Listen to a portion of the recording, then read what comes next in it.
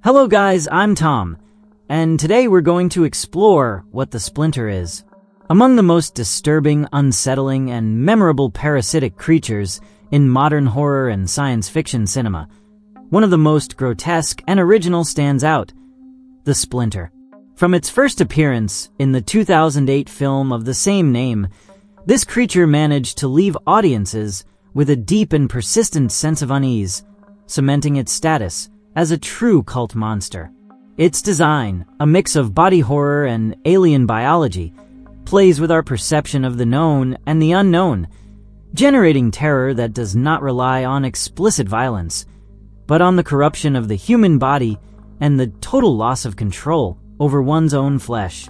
On screen, the Splinter presents itself as a mysterious life form, resembling a fungus, capable of invading human bodies and transforming them into twisted abominations. Part of what makes it so disturbing is precisely its uncertain origin.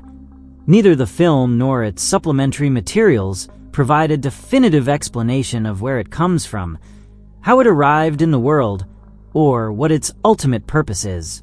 This lack of context turns the creature into a terrifying enigma. Every appearance is a reminder that danger can arise from any corner without warning. The few clues we are given function as fragments of a puzzle we can never complete, amplifying its aura of mystery and enhancing its ability to instill fear. In this video, we will delve into the intricacies of what is known about the Splinter. We will analyze its biology and internal structure, review the most discussed theories about its origin based on statements from the director and other materials, and break down how its infection works within the film's universe, explaining how each host becomes an extension of the central parasite. This analysis will not only allow us to understand how the Splinter operates, but also why it stands as one of the most memorable antagonists in horror science fiction. The true threat of the Splinter does not come from a human villain, but from an unknown organism that acts as the ultimate predator. Every infection caused by this fungus is lethal. Anyone assimilated by its central organism or marked by the spines that emerge from its skin is irreversibly doomed. There is no cure, nor any way to reverse the process. Biological death combines with a form of bodily slavery. Infected bodies lose all autonomy. They no longer think or decide. They only obey the impulses and needs of the Splinter. Under its control, these hosts transform into predators seeking new victims, using spines as biological needles capable of initiating the infection cycle with a single puncture. Once the parasite penetrates a host's skin, it begins an irreversible process that culminates in a twisted mass of dead flesh, still manipulated like a puppet by the fungal colony. Its method of reproduction is both simple and terrifyingly efficient. It consumes organic matter, generates new spines, and uses them as weapons of propagation. Each spike embeds itself in a new host, invades its body, consumes it from within, and produces more spines, perpetuating an unending cycle of infection. This mechanism makes the Splinter an adaptable and practically unstoppable predator. Additionally, it possesses extraordinary hunting capabilities. It can detect heat sources, allowing it to locate victims with surgical precision and expand rapidly. Essentially, we are facing a fungal colony with the appearance of parasitic mold, capable of devouring and absorbing different hosts within hours. The most unsettling part is that, at times, the victim retains some consciousness during the transformation, experiencing firsthand the horror of becoming a monster. But the nightmare doesn't stop there. The Splinter has the ability to fuse infected bodies, creating grotesque amalgamations of flesh and bone that reflect an extremely aggressive survival instinct. This ability not only increases its lethality, but also reveals a nature obsessed with growing, expanding, and multiplying at any cost. The fused bodies are deformed, twisted, and frighteningly active, serving as an extension of the central organism and as a warning of the parasite's absolute power. Despite its efficiency, even the Splinter has vulnerabilities. The most obvious is fire. Flames destroy both infected tissues and spores, eliminating any trace of the parasite and halting the colony's expansion. Another crucial weakness is its lack of vision. Its perception of the world is based exclusively on detecting heat. This offers a strategic opportunity for those seeking to survive. Cold environments, such as a freezer, can serve as temporary refuge. However, this same limitation can be fatal, as the Splinter can be drawn to a heat source, like fire, only to encounter its own destruction. The Splinter cannot be considered, in any sense, a conscious creature, and much less an intelligent one. Everything we observe in the film makes it clear that its actions do not arise from elaborate reasoning, but from a purely instinctive and biological pattern. Every movement, every reaction, is guided by the need to survive and propagate, without any trace of rational thought or conscious strategy. In fact, its dependence on a host is absolute. Without a body to cling to, the parasite is virtually defenseless. Under these circumstances, it becomes clumsy, slow, even almost inert, remaining motionless for long periods, as if patiently waiting for some living being to accidentally activate it. This initial vulnerability reveals a disturbing contrast. Although apparently invincible, the Splinter is, in essence, an organism limited by its reliance on other bodies to exist fully. The conception of the Splinter seems to draw directly from real biology, borrowing nature's most disturbing ideas. It is heavily inspired by Ophiocordyceps, a fungal parasite that invades insects and turns them into living puppets, manipulating their behavior in a way that is as macabre as it is fascinating.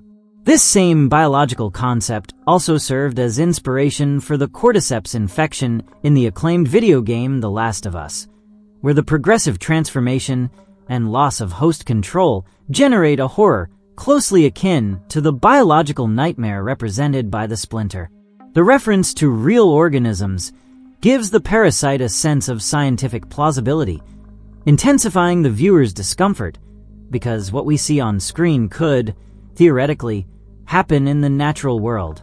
What is truly chilling about the Splinter is not limited to the use of living bodies. It also has the ability to reanimate them after death.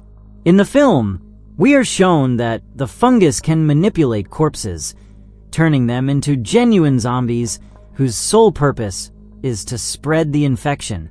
Even amputated parts retain independent mobility, a detail that elevates body horror to an extreme level.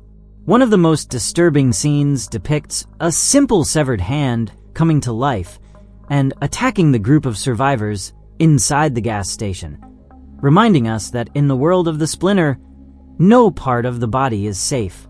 These scenes are not only visually shocking, but also reinforce the sense that we are facing an organism that transcends the natural rules of life and death. Infected victims act with irrational brutality. There is no intelligence or strategy behind their movements, nor any trace of the human mind that once inhabited that body. The fungus does not use memories, thoughts, or emotions. It only exploits flesh as a vehicle to propagate.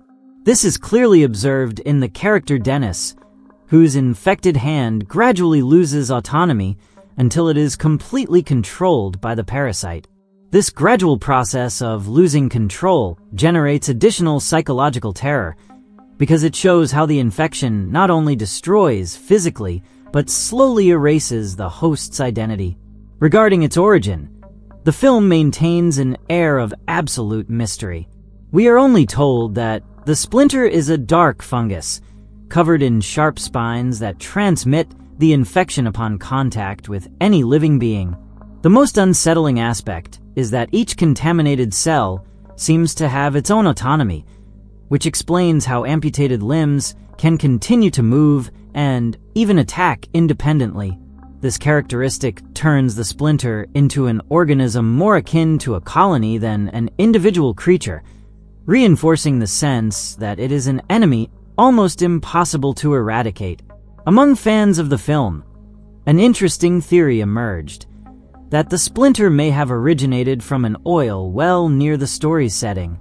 Toby Wilkins, the director, explained that he chose to set the plot in Oklahoma because it preserves some of the oldest forests in North America, places that have remained almost untouched for centuries. This geographic choice reinforces the idea that the fungus could have remained hidden for generations, waiting for the right moment to surface and spread. The combination of a remote location and isolated habitat provides a realistic backdrop that intensifies the sense of latent threat. Wilkins also made it clear that his goal was not simply to create a deadly monster, but to portray a progressive infectious process, a transformation that slowly takes over a human being until it consumes them completely. This vision marks a significant difference from other antagonists in horror cinema. The Splinter's horror does not lie in punches or gunfire, but in the gradual loss of control, in the silent and systematic invasion of the body. To bring the Splinter to life on screen, the creative team relied on practical effects, reserving CGI only for specific moments. This decision gave the parasite a more tangible and believable appearance, especially in scenes where it is in a liquid state or in full transformation. The sticky texture, shiny spines, and organic movements were made possible thanks to this approach, making the viewer perceive the threat as something physically present, not as a distant digital effect.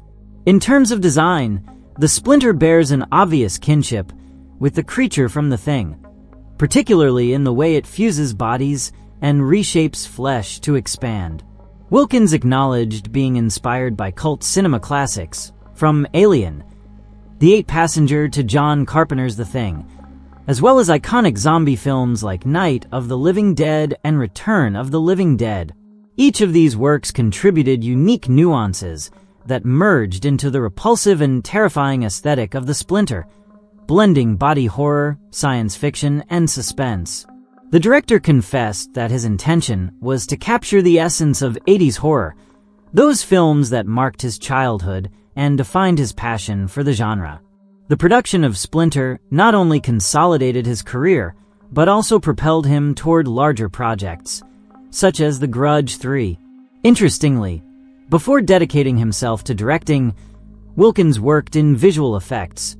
Splinter became his breakthrough project, allowing him to combine his technical knowledge with his artistic and narrative vision, creating a monster that, to this day, continues to fascinate and terrify horror film enthusiasts.